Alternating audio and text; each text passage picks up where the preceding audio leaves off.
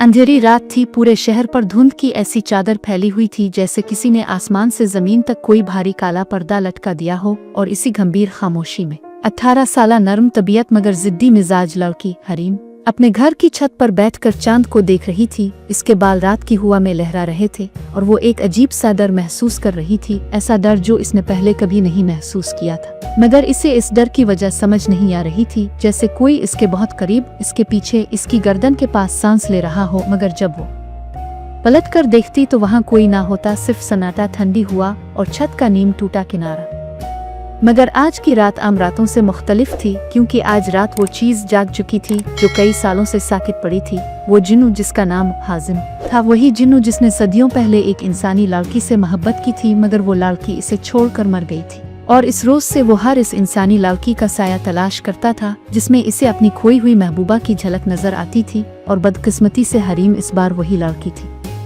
इस रात जब हरीम ने दूसरा कदम छत की तरफ बढ़ाया, अचानक इसे अपने पैरों के नीचे कोई साया सा हिलता हुआ महसूस हुआ, जैसे पैरों के साथ एक और साया जड़ रहा हो। लेकिन जब इसने नीचे देखा तो इसका अपना साया कुछ अजीब था, लंबा टेढ़ा, जैसे कोई इसे पकड़कर खींच रहा हो। और अचानक इस साया ने हरकत की। हरीम ने चीखने की कोशिश की मगर आवाज हल्क में जिम गई। इसके दिल ने जोर जोर से धड़कना शुरू कर दिया। लेकिन अगले ही लम्हे सब कुछ ठीक हो गया। साया नॉर्मल, छत नॉर्मल, रात नॉर्मल, मगर उसके अंदर कुछ टूट चुका था, जैसे किसी ने इसके वजूद को छू लिया हो।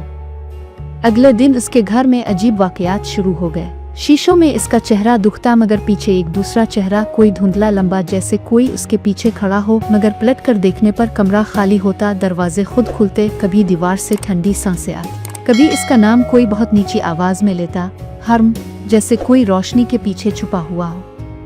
पहले इसने समझा ये सब इसका वहम है, मगर फिर उसकी सबसे बड़ी दोस्त मरियम ने भी एक दिन कहा, हरीम, तुम्हारा साया आज तुम्हारे पीछे चल नहीं रहा था, तुमसे आगे चल रहा था। और ये सुनकर उसकी रीढ़ की हड्डी में सर्द लहर दौड़ गई।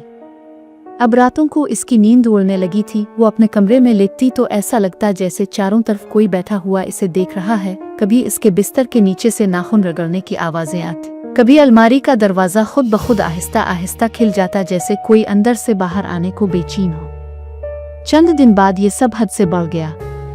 एक रात वो कमरे में बैठी थी कि अचानक रोशनी झपका मार कर बुझ गई। पूरे कमरे में अंधेरा छा गया और अंधेरे में एक सरगोशी उभरी, आखिरकार मैंने तुम्हें ढूंढ ही लिया हरीम। इसका पूरा वजूद सुन हो गया। आवाज किसी इंसान की नहीं थी, गहरी भारी, जैसे पत्थरों के नीचे से आ रही हो।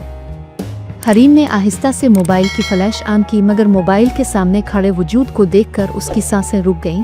वो एक आदमी जैसा था मगर इंसानी नहीं। वो कद में बहुत लंबा, बदन काला धुआं जैसे, आंखें सुर्ख जैसे दहकते अंगारे, और चेहरा आधा इंसान आधा साया। वो जिन्नू हाजिम उठा। वो बोला, तुम मेरी हो। सदियों बाद मैंने तुम्हें फिर पाया है। मैं तुम्हें वापस अपनी दुनिया में ले जाऊंगा जहां तुम सिर्फ मेरी होगी, जैसे वो थी। मगर हरीम ने कांपती आवाज में कहा, मैं कोई और हूं, मुझे छोड़ दो। हाजिम मुस्कुराया, नहीं, तुम वही हो, तुम्हारी आंखें, तुम्हारा लहजा, तुम्हारी रूह, सब वही। फिर वो आगे बढ़ा और अपने साए से एक धुएं जैसा हाथ निकाला। वो हाथ जमीन पर गिरा और आहिस्ता आहिस्ता रेंग कर हरीम के कदमों के पास आया। फिर इसने हरीम के साए को पकड़ लिया, जी हाँ, साए को, और साया दर्द से मुड़ने लगा। हरीम ने अपनी जिंदगी में पहली बार साए को तकलीफ में देखा, और जैसे ही जिन्नू ने इसके साए को अपनी मुट्ठी में दबाया, हरीम के जिस्म में शदीद दर्द दौड़ गया। वो चीख पड़ी, छोड़ दो खुदा के लिए। मगर उसकी चीखें कमरे की दीवारों में कैद हो गईं, बाहर तक आवाज ना पहुंची।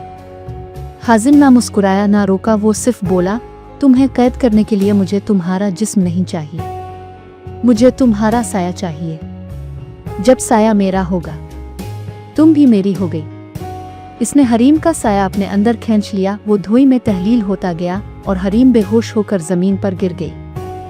जब वो होश में आई तो खुद को एक वीरान, शिकस्ता, बोसीदा किले के अंदर पाया।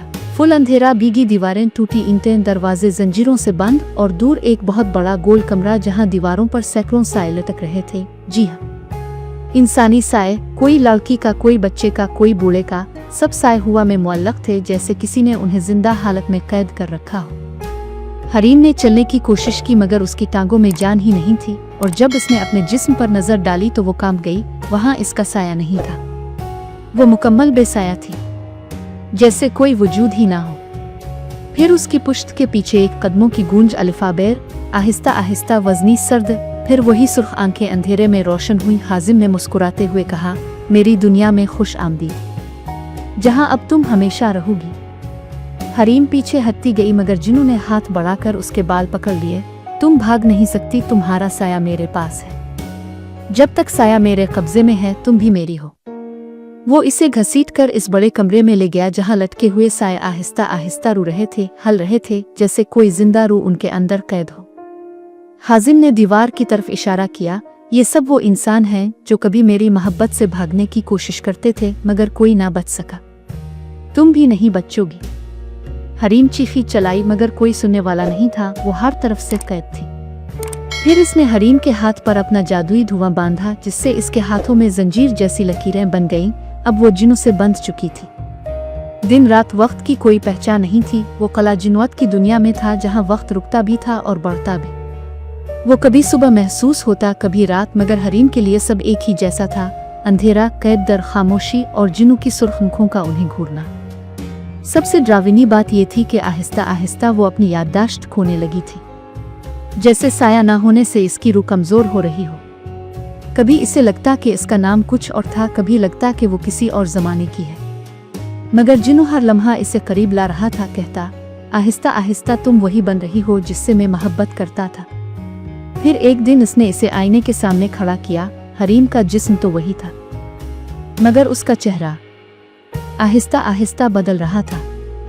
आंखों की शक्ल, नाक का जाविया, होंठों की बनावट, वो सब किसी और लड़की जैसा बनता जा रहा था। वो लड़की जो कई सदी पहले जिन्नू की महबूबा थी। हरीम ने चीख मार कर पीछे हटने की कोशिश की, मगर जिन्नू ने इसे अपनी बाहों में जकड़ लिया। मैंने कहा था ना, तुम मेरी हो, तुम हमेशा से मेरी थी।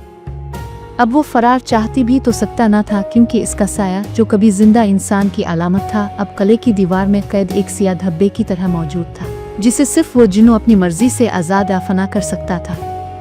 आखिर में कई दिनों बाद, जब हरीम का वजूद, जहन, याददाश्त सब कमजोर हो चुका था, वो जिन्नू की दुनिया में मुकम्मल कैदी बन चुकी थी। एक जिंदा जिस्म, मगर अंदर से आधी मुर्दा।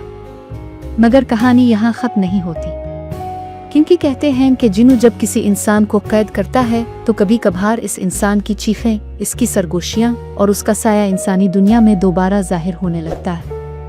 और आज भी रात के वक्त कभी कभी लोग कहते हैं कि उन्हें अपनी दीवार पर एक साया रोता हुआ नजर आता है। वो साया हरीम का है, जो अभी तक आज़ाद नहीं हो सका।